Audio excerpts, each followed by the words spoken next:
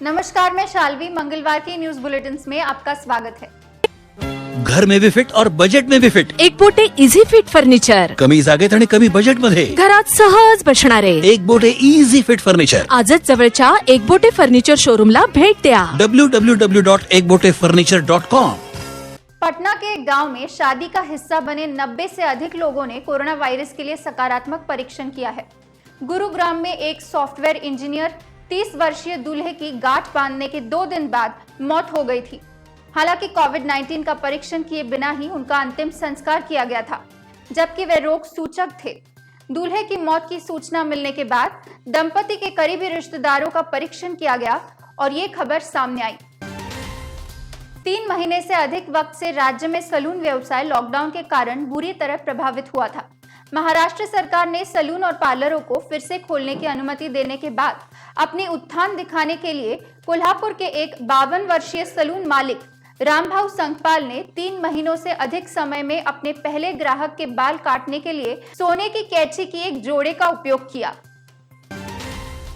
भारत सरकार द्वारा 59 चीनी ऐप पर बैन लगा दिया गया है, जिसमें सबसे ज्यादा प्रचलित और इस्तेमाल किया जाने वाला ऐप टिकटॉक भी शामिल है।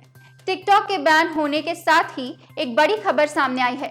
टिकटॉक जैसा ही एक भारतीय ऐप चिंगारी अब गूगल प्ले स्टोर पर लगातार डाउनलोड किया जा रहा है। निर्माता सुमित घोष ने ट्विटर पर दी जानकारी के अनुसार इस ऐप को हर घंटे 1 लाख डाउनलोडर्स मिल रहे हैं और इसके चलते निर्माता भारत सरकार के शुक्रगुजार है।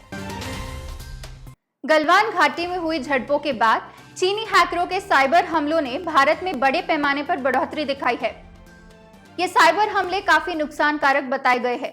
कहा गया है कि सिंगापुर स्थित साइबर रिसर्च फर्म साइफिरमा के अनुसार चीनी सेना द्वारा समर्थित हैकर्स द्वारा 18 जून से ऐसे हमलों में 300% की छलांग लगाई गई है। क्षेत्रीय तिब्बतन युवा कांग्रेस ने लद्दाख की गालवान घाटी में हाल ही में चीनी सैन्य घुसपैठ को लेकर भारत के साथ एकजुटता दिखाने के लिए टोरंटो में चाइनीज कॉन्सुलेट के बाहर चीन के खिलाफ विरोध प्रदर्शन किया। प्रदर्शनकारियों ने चीनी घुसपैठ की निंदा की और तिब्बत भारत के साथ खड़ा है, थैंक यू इंडियन आर्मी, ये कहते हुए नारे लगाए। बांद्रा में मुंबई के ताज कोलाबा और ताज लैंड्स एंड को आज धमकी भरा कॉल आया, जिसके बाद इलाके में सुरक्षा बढ़ा दी गई। अधिकारियों के अनुसार ये कॉल पाकिस्तान से लगभग 12:30 बजे की गई थी। इस कॉल के तहत होटल को उड़ाने की धमकी दी गई।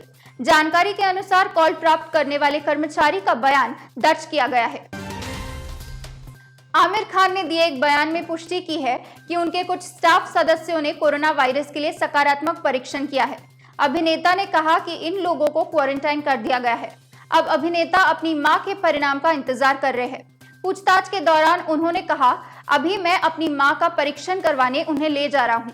वे इन टेस्ट्स में अंतिम व्यक्ति है। कृपया प्रार्थना करें कि उनका परिणाम नकारात्मक आए। आंध्र प्रदेश में मास्क ना पहनने पर सुनाने के बाद एक महिला सहकर्मी के साथ सरकारी अधिकारी ने बेरहमी से मारपीट की।